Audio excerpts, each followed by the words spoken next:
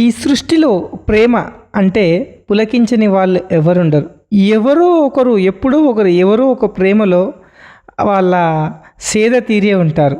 ఇప్పుడు పాములను చూపిస్తూ ప్రేమ గురించి ఎందుకు మాట్లాడుతున్నావు నాయనా అంటే, ఇక్కడ 2 పాములు పోట్లాడుతున్నాయి కదా, 2 మగ పాములే. ఎందుకోసం పోట్లాడుతున్నాయో తెలుసా?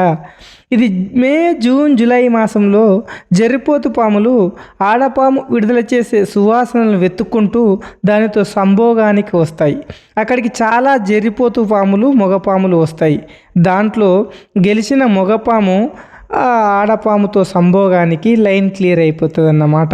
ఇదొక రకమైన గుత్తాధిపత్యం. ఓడిపోయిన జర్రిపోతు పాము అక్కడి నుంచి వెళ్ళిపోతుంది. గెలిచిన పాముని ఎట్లా డిసైడ్ చేస్తారంటే, 2 పాములు పెనవేసుకొని గాల్లోకి నిటారుగా లేస్తాయి. ఒక పాము ఇంకో పామును నేలకేసి కొట్టడంతో ఓడిపోయిన పాము భయపడి అక్కడి నుంచి వెళ్ళిపోతుందని తెలుపుతున్నారు. అయితే ఇది ఎక్కడ జరిగింది, ఎలా జరిగింది, ఏంటి అనేది మీకు వినిపిస్తాను. ప్రేమ కోసం పోరు, జర్రిపోతు పాముల హోరాహోరీ ఫైట్, గంటల పాటు సాగిన అరుదైన దృశ్యం. జడ్చర్లలో ప్రకృతిలో ప్రేమ కోసం జరిగిన పోరాటానికి నిదర్శనంగా 2 జర్రిపోతు పాములు గంటల పాటు హోరాహోరీగా తడపలిన అరుదైన ఘటన పాలమూరు జిల్లా జడ్చర్లలోని డాక్టర్ బూరుగుల రామకృష్ణారావు ప్రభుత్వ డిగ్రీ కళాశాల ప్రాంగణంలోని తెలంగాణ బొటానికల్ గార్డెన్లో శనివారం ఉదయం కనిపించింది. ఈ దృశ్యాన్ని చూసిన విద్యార్థులు, స్థానికులు ఆశ్చర్యపోతున్నారు. సర్పరక్షకుడు డాక్టర్ బి సదాశివయ్య తెలిపిన వివరాల ప్రకారం మే, జూన్, జూలై నెలలు జర్రిపోతు పాములు ప్రత్యుత్పత్తి కాలం కాబట్టి ఈ సమయంలో ఆడపాము విడుదల చేసే ప్రత్యేకమైన ఫెరోమెన్ వాసనకు ఆకర్షితులై అక్కడికి ఒకటి కంటే ఎక్కువ మగ పాములు చేరుకుంటాయి.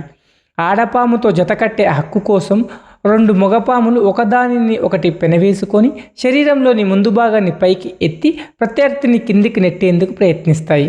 ఈ అరుదైన ప్రవర్తనను శాస్త్రవేత్తలు కంబట్ ఫైటింగ్ అంటారు. ఇందులో ఓడిపోయిన పాము అక్కడి నుంచి వెళ్ళిపోగా గెలిచిన పాము ఆడపాముతో సంభోగాల్లో పాల్గొంటుంది. చాలామంది ఈ దృశ్యాన్ని చూసి పాములు ఒకదానితో ఒకటి ప్రాణాంతకంగా పోరాడుతున్నాయని భావిస్తారు. అయితే విషపూరిత దాడి కాదు ఇది. సంతానోత్పత్తి కోసం జరిగే సహజమైన ఆధిపత్య పోరాటమని నిపుణులు చెప్తున్నారు.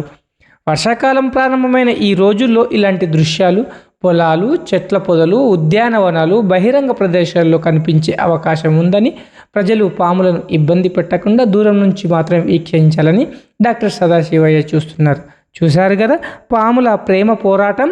కంబైట్ నచ్చితే షేర్ చేయండి, లైక్ చేయండి, సపోర్ట్ చేయండి. JCL news TV, judiciary constitution legislature నిజమాగదు, తప్పుదాగదు. Thank you.